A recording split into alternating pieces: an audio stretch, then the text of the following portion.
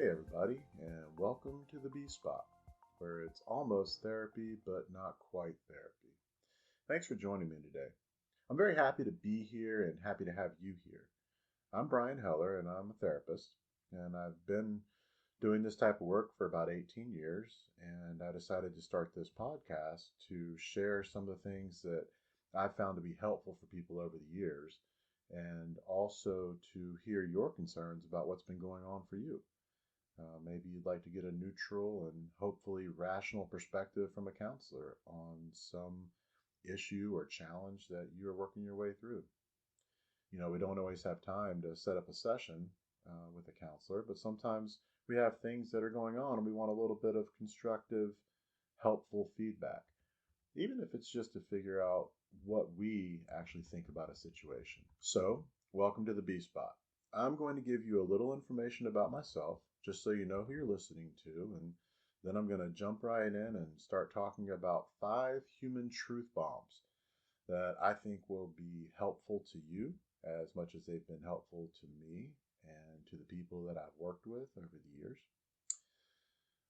I will tell you a little bit about each one today and then cover each one in depth over the next 5 episodes. So I hope you'll join me for that. And I also want to invite you to participate and share concerns if you are willing to forego confidentiality enough to have your situation discussed, of course, without mention of your name or any identifying information. You can email me topics you'd like for me to talk about or specific situations you'd like for me to process out a bit. My email is bhellercounseling@gmail.com. You can find that in the show notes as well. Also, feel free to reach out with any comments or concerns, even criticisms. I can handle that. We'll talk about ego later, but feel free to share any feedback with me that you have. Ideally, feedback that you think will be helpful for me, but any feedback is good feedback. Oftentimes, the things that are hardest to hear are the most important things to hear. So let's jump in. So, who am I? I am Brian, and over the years, I've worked with individuals and families dealing with all sorts of challenges: anxiety, addictions, depression, relationship issues, parenting, and all the other fun challenges that we get to experience in one way or another. Throughout that work, patterns have emerged. You start to notice that the same kinds of issues um, are being experienced by many different people and just manifesting in slightly different ways. Of course, everybody's unique, but we're all basically the same, going through the same struggles in this thing called life. I've been in private practice since 2011, and I really enjoy my work, but wanted to see if I could reach out to a few more people and do it this way.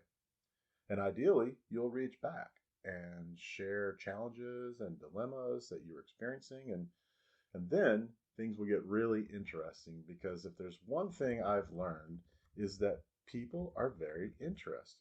People have interesting stories and experiences, and getting to learn through those experiences is a great gift that we can give ourselves. But there are some things that can get in the way, and today I'm going to talk about 5 of them. I call them human truth bombs because they are truths about the human experience and they are powerful. So let's just dive right in. Truth bomb number 1 is you are what you think. I found that most people do not fully appreciate the power of their thoughts. We go through life and we experience life through events, and we forget that how we experience those events is actually up to us, right? It's the story that we tell ourselves about anything that's happening. That's what determines how we feel. People, places, and things do not cause me to feel any kind of way. People, places, and things cause me to think. And when I think, I can either think about those things as positive experiences or I can think about them as negative experiences. One of the ways I used to really enjoy conveying this point was when I would have court-ordered adolescent clients in my office for anger issues and all sorts of other things. And I would ask them, I'd say, can you imagine a way that I could throw a coffee cup at your head, hit you right in the forehead, and that you would be happy about that. And most of the time they hem and haw and say, no, that's not what would happen. Here's what would happen. They toughen up and tell me about how they would throw it back at me or stand up and hit me or do something worse to me. And we kind of laugh about it nervously. And then I would say, well, how about if I told you that just by changing the way you think about the situation, you can change the way you feel? Indulge me. Let me tell you. And they sit back and I say, well, what if you said to yourself, you know what? This guy's a professional counselor and he just threw a coffee cup at me and hit me in the head. He's not allowed to do that. There's a phone number on that form he gave me, and I'm going to call and I'm going to complain. And also, I bet he's got liability insurance. And you know what? He hit me in the head with that mug, and now every time the phone rings, I'm going to pee on myself. Lifetime disability. And they start laughing. And they think about all the millions of dollars they're going to get from it. And they look at me and they say, well, I can't believe it, but yeah, there is a way that you could throw a coffee cup, hit me in the head, and I would be happy. And so, if nothing else, that demonstrates the power of thought, right? It isn't whether or not I throw the coffee cup or how hard I throw it, what I say when I throw it. Your experience of it is based on your thoughts about it. You have all the power over the quality of your experience. How you think about it, what you tell yourself about it, is going to determine how you feel about it. And despite what you may think, you are under no obligation to tell yourself negative things. Sometimes we feel like it's a universal cosmic responsibility we have to assess things negatively. But we actually don't. It's optional. And so that is the first human truth bomb. Now, the second human truth bomb is that function becomes dysfunction. Now, what do I mean by that? Well, throughout life, we have to figure out how to survive in our environments. And we develop tapes that play in our head that tell us how to handle situations, how to respond to keep ourselves safe when someone's angry, how to get the attention we desire, what our value is. And we often base that on the way that others treat us. And those tapes help us survive. So they're functional. At some point in our lives, they are functional. They serve a real purpose. But once we get out of those dysfunctional situations that caused those tapes to be created in the first place, they no longer are functional. They become dysfunctional. So the things in our lives as adults that are areas of dysfunction most likely began as function. And one of the processes that I work with people in sessions on is learning to let go of old tapes, because while they were once functional, they no longer are. And they are now keeping you from being able to have successful relationships, to have a successful life, to have peace, to have joy. So one of the things that happens on the path to wellness is learning to let go of those old, no longer useful tapes. Human truth bomb number 3 is one that I have been really stuck on for the past year. Any of my clients know this because I talk about it all the time. My family too. I talk about it all the time. And it is this: awareness creates energy. Use that energy for action or pay the price. Once we become aware that something needs to change, our brains produce energy. It's like magic. We are magical creatures, and this is what happens. So I become aware, hey, I've got to live healthier. My brain generates energy to help me accomplish that goal, to help me make the changes that are necessary. So I've got this energy that will help motivate me to go exercise or eat healthier or cook at home instead of eating out or eat whole foods. But if I don't, if I sit there and think about that awareness but take no action, the energy that's created has to go somewhere. So where does it go? Well, it manifests as anxiety or dysfunction. So if I'm aware that I need to live healthier, I'm thinking of all these things I could be doing to live healthier, yet I'm not doing anything to live healthier, I will start to feel anxious. That is because the energy that my magical brain created for me to make this change is not being used for action. So, this becomes really important because most people know what they need to do. Most people know what they want to do, how they want things to be. But when their actions aren't lining up with that, they're going to experience dysfunction. So, what does all that mean? It means that once you become aware, you have to act. And that's another area that I really try to help people with, including myself, to remember that once that awareness is there, the longer I sit with it, the worse I'm going to feel. I mean, that's why I'm here recording this podcast. It's because I was aware it was something I really wanted to do. And the longer I sat with that, the more anxious energy I had. And so I needed to take action. And here I am today taking action, which will hopefully lead to a reduction of anxious energy and a good positive feeling for me. So awareness generates energy, and that energy can either be used for action or it will be experienced as anxiety. It's your choice. Now, human truth bomb number 4. An untamed ego will destroy your happiness. Ego is that part of you that tells you people are supposed to treat you in a certain kind of way. People need to respect me and treat me the right way all the time, or I have to act out or feel negatively about the situation. I have to show them that what they did was wrong. Ego will tell you that you shouldn't apologize to someone who you think has also done something wrong to you because they should apologize first. They should have known better. My partner should have done this or not have done that. How could they? An untamed ego will cause problems in anyone's life. Ego has the power to cause you to behave in ways that actually go against what you truly want. Think about that. Ego is so powerful that it can make a person turn their back on their partner, on their child, on their peers, knowing that it isn't going to lead to the outcome they truly desire. All it will do is make their point. So, ego is great if you want to make your point. But if you're trying to live a peaceful and joyful life, ego must be tamed. Ask yourself, what do you truly want out of any situation? It takes true humility to ask that question before reacting emotionally. But asking it gives you the chance to see what actions give you the best shot at achieving it. For me, in my life, I've come to the conclusion that what I want out of most situations is peace, joy, and love.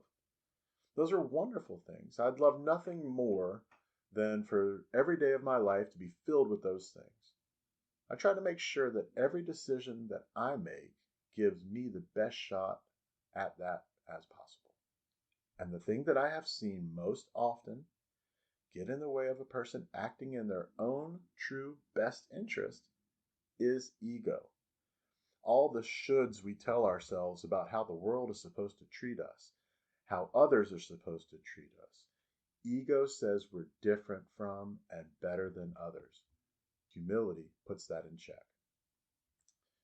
The fifth and last human truth bomb for today is what goes up must come down. And if you're not there, you can't fix it. Here we're talking about escape. Now, escape can mean a lot of different things. It can mean using drugs or alcohol. It can mean dissociating, choosing to think about anything except what really needs your focus. Escape can be other addictions like sex or exercise or work or screens or anything that has the power to hold your attention enough to provide an escape from reality. What's actually happening in your life right now is what truly needs your attention.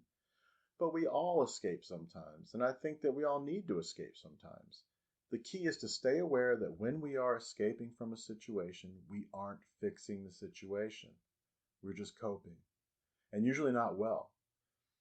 If I'm drinking because I'm stressed out by my job, I'm very unlikely to have the energy or sober time to make changes in my situation.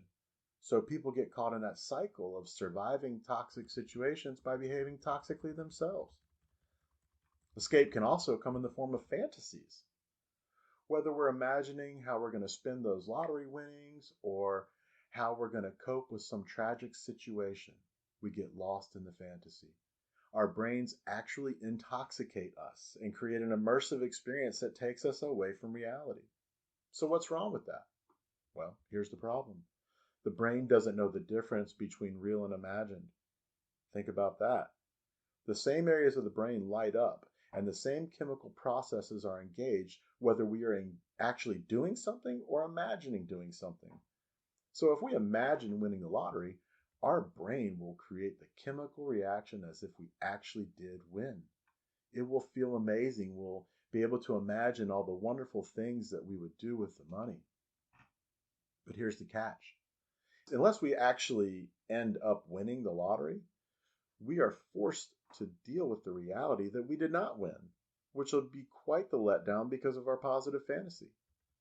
Now, with negative fantasies, we actually create the experience we imagine. This one really crystallized for me early in the pandemic. I remember that first week when I was going to the grocery store and it looked like a storm had come through the store. Empty produce, meat, and dairy departments, people acting frantically in the store.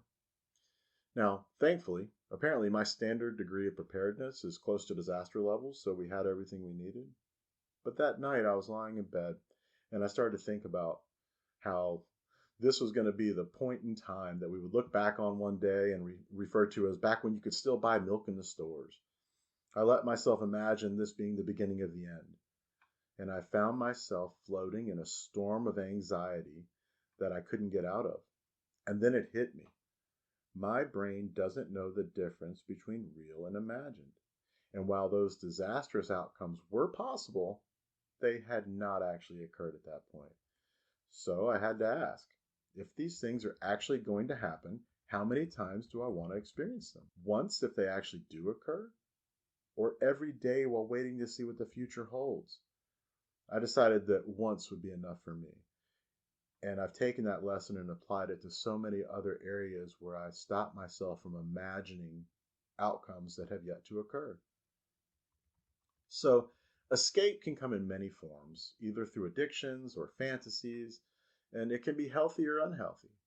I found that most people know when they are engaging in unhealthy escape patterns, and this awareness is one of the main reasons people seek out counseling. So we will spend a lot of time talking about the ways people check out on their lives, and we'll work through some strategies to help people check back in. Well, those are today's 5 human truth bombs. I would imagine that on some level you've likely identified with all 5 because they are all part of the experience of being human. And if you're listening today, I'm assuming you're human. No offense to any animals out there. And so those 5 truth bombs for today are: you are what you think. Function becomes dysfunction. Awareness equals energy. Take action or pay the price. Untamed ego will destroy your happiness, and what goes up must come down. And if you're not there, you can't fix it. I want to thank you if you stuck with me this long and are still listening. I appreciate your time and hope you've gotten something useful out of this. And if not, maybe the next time you will. I would love to hear your feedback about this podcast or about things you'd like for me to talk about in the future. I welcome all challenges to anything I share. I believe we learn best through collaboration and discussion, so please feel free to reach out. And I've never had a problem with someone disagreeing with me. I welcome disagreements because I think it's great for learning. Also, please join me for the next episode when we will dive deep into the power of thoughts over the quality of our existence. There will be lots of fun stories and examples of how to make small changes in your thinking that will have big impacts on your life. I look forward to sharing with you again at the B Spot, where you can get almost therapy, not quite therapy, but almost therapy. Until then, be well.